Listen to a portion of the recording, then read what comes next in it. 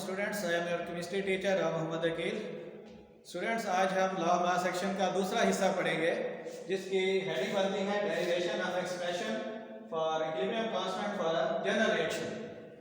इसकी स्टेटमेंट है कि rate of reaction is directly proportional to the product of molar concentration of reactants raise to the power of their coefficient given in the balance chemical equation.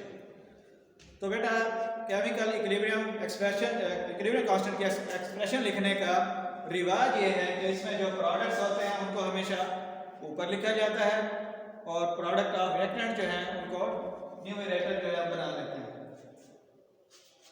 ये reaction लिखने का मकसद ये है कि हम आपको ये बताना चाहते हैं कि अक्सर रिएक्शन ऐसे होते हैं जिनके साथ उनकी कंसंट्रेशन के साथ कोएफिशिएंट मौजूद होते हैं।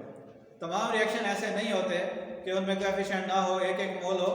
अक्सर रिएक्शन ऐसे होते हैं जिनमें रिएक्टेंट्स और प्रोडक्ट के एक से ज़्यादा मोल जो है वो हिस्सा ले रहे होते हैं। तो ये हम उसके ऊपर अप्लाई करने के लिए ये वाला हिस्सा जो है वो पढ़ते हैं।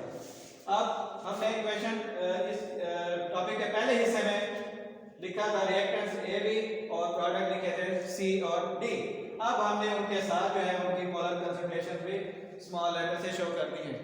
ए जो है वो मोलर कंसंट्रेशन ऑफ जो है वो रिएक्टेंट ए है और स्मॉल ए जो है उसकी नंबर ऑफ मोल्स है। इसी तरह बी जो है वो molar concentration of second reactant है और बी उसकी जो है वो नंबर ऑफ मोल्स को शो कर रहा है। इसी तरह सी जो है वो प्रोडक्ट के जो है पहले प्रोडक्ट की जो कंसंट्रेशन को शो कर रहा है और स्मॉल सी जो है वो उसके नंबर ऑफ मोल्स को शो कर रहा है। इसी तरह यहाँ पर जो कैपिटल डी है वो कंसंट्रेशन ऑफ सेकंड प्रोडक्ट को शो कर रहा है और स्मॉल डी जो है वो इसके नंबर ऑफ मोल्स को शो कर रहा है।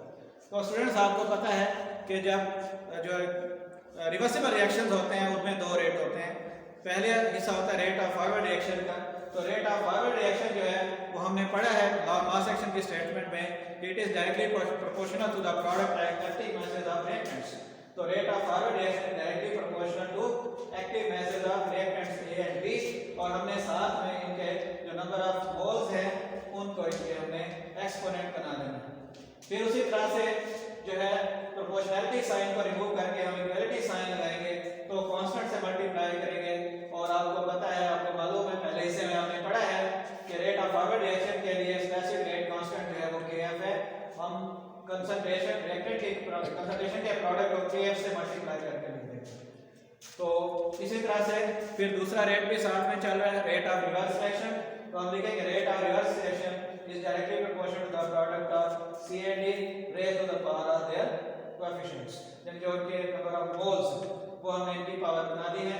फिर उसी तरह से हम प्रोपोर्शनलिटी साइन को इक्वालिटी से रिप्लेस करेंगे, तो रिएक्शन रेट कांस्टेंट जो है लिखेंगे रिवर्स रिएक्शन का वो है Kr, और उसके साथ हम प्रोडक्ट्स का जो है वो प्रोडक्ट लिखेंगे और नंबर ऑफ मोल्स हैं इनकी हम पावर बना देंगे। स्टूडेंट, हम इसके दूसरे हिस्से की तरफ बढ़ते हैं कि हमें मालूम है कि रेट ऑफ फॉरवर्ड रिएक्शन और रेट ऑफ रिवर्स रिएक्शन एक मौके पर जाकर इक्वल हो जाते हैं और उस स्टेट को हम कहते हैं डायनामिक इक्विलिब्रियम स्टेट।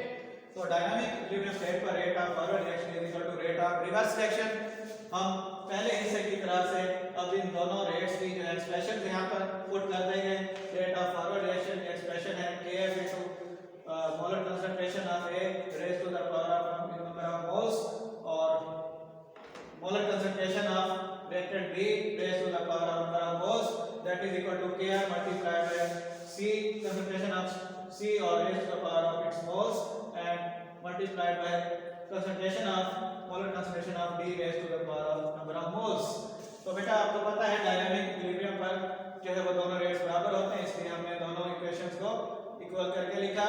फिर हम जो है दोनों कांस्टेंट्स को जो है वो रिएक्शन के एक तरफ ले आते हैं और वेरिएबल को दूसरी तरफ शिफ्ट करते हैं। तो Kr राइट से लेफ्ट की तरफ जब आएगा तो Kf से डिवाइड हो जाएगा, और इसी तरह से प्रोडक्ट ऑफ A और B जो है वो जब राइट के तरफ हम इसको शिफ्ट करेंगे तो वो C और D के प्रोडक्ट से डिवाइड हो जाएगा। फिर हम इन दोनों कांस्टेंट्स को एक इकलौते कांस्टेंट Kc से रिप्लेस कर देंगे और ये एक्सप्रेशन जो है इक्वल हो जाएगी Kc की। तो ये इक्विलिब्रियम कांस्टेंट की जो है वो एक्सप्रेशन आ गई फाइनल। अब बेटा, हम इसी एक्सप्रेशन को जो है अप्लाई करते हैं एक रिएक्शन के ऊपर जिसमें नाइट्रोजन का ऑक्सीजन से रिएक्शन हो रहा है और नाइट्रिक ऑक्साइड बन रहा है। तो बेटा, इस रिएक्शन के अंदर